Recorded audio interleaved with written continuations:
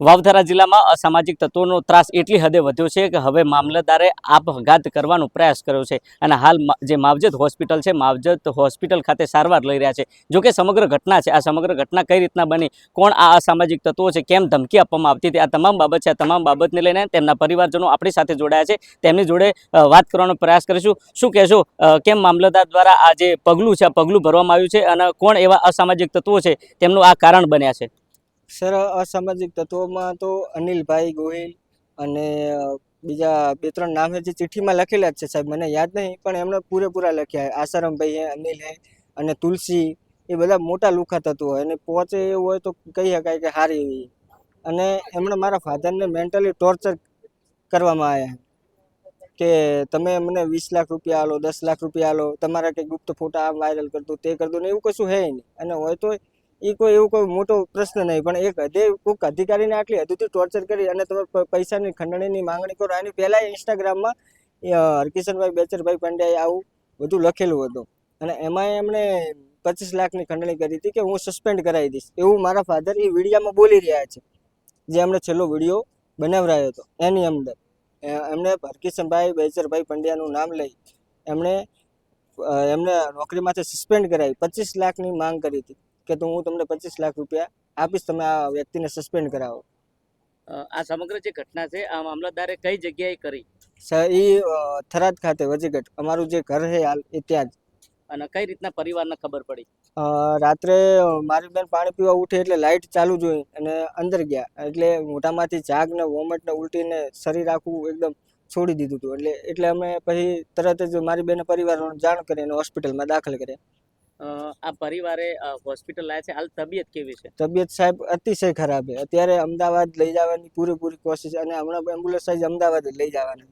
અત્યારે હાવ તબિયત ખરાબ છે. હાંજ ઘાટે તો એવું એક નકા પછી કાઠું કંપાજી. આ ઘરેથી જે ચિઠ્ઠી મળી છે આ ચિઠ્ઠીમાં કોના નામ છે?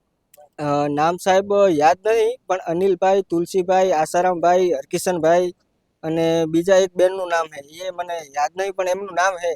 અને વોટ્સઅપમાં એમને જો ધમકીઓ કોલ કરીને આલી એ ટાઈમ સહિત એમના મોબાઈલ નંબર સહિત એમણે લખેલું છે. અને કિરણભાઈ કરીને એમને બહુ પરેશાન કરતા હતા. કિરણભાઈ ચિઠ્ઠીમાં નામ છે કયા ગામના વ્યક્તિઓ છે? ભાટવરવાસ.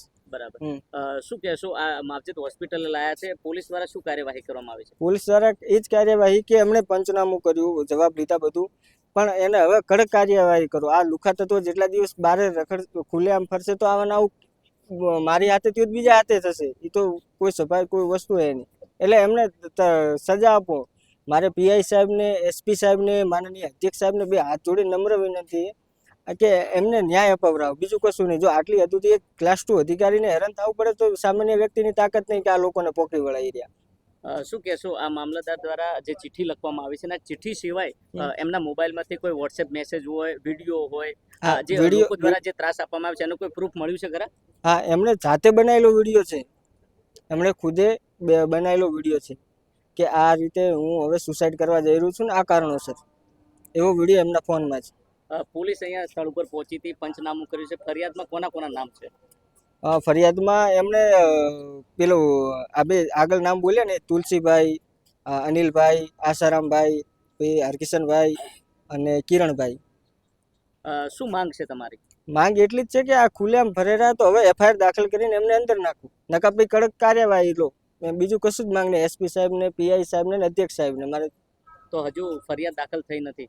હા, એવું કહે છે, હજુ પ્રોસેસ ચાલુ છે. બરોબર, અત્યારે જ ફોન કર્યો હતો કે પ્રોસેસ ચાલુ હોય એવું કીધું. મને એવું જાણવા મળ્યું કે તમે ટેન્શન ના લો કે હું પ્રોસેસ કરી જ લઈશ. ગુજરાતના ગૃહમંત્રી એવું કહે છે કે કાયદામાં રહેશો ફાયદામાં રહેશો. બનાસકાંઠા જિલ્લામાં અસામાજિક તત્વો બેફામ બન્યા છે, અધિકારીને આ ઝેરી દવા પીવી પડે છે. શું કહેશો ગૃહમંત્રીને?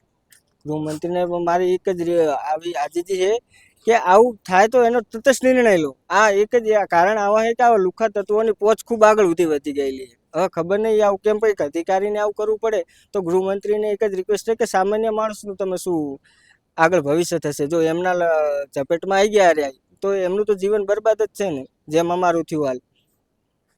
તો આ હતા પરિવારજનોની એક જ માંગ છે કે જે વાવથરા જિલ્લો છે આ વાવથરા જિલ્લામાં અસામાજિક તત્વો બેફામ બન્યા છે અને આ રીતે જે અધિકારી છે અધિકારીને માનસિક રીતે ટોર્ચર કરવામાં આવ્યો અને આખરે આ અધિકારીએ ઝેરી દવા પી આપઘાતનો પ્રયાસ કર્યો છે. જો કે આ તમામ બાબત છે આ તમામ બાબતને લઈને થરાદ પોલીસ મથકે જે લેખિત છે આ લેખિત કરવામાં આવી છે અને નામજોગ ફરિયાદ પણ દાખલ કરવામાં આવી છે. જોઈએ આવનાર સમયમાં વાવથરા જિલ્લા પોલીસ વડા દ્વારા આ અસામાજિક તત્વોને ડામવા માટેની કેવી કાર્યવાહી કરવામાં આવશે તે તો આવનારો સમય બતાવશે.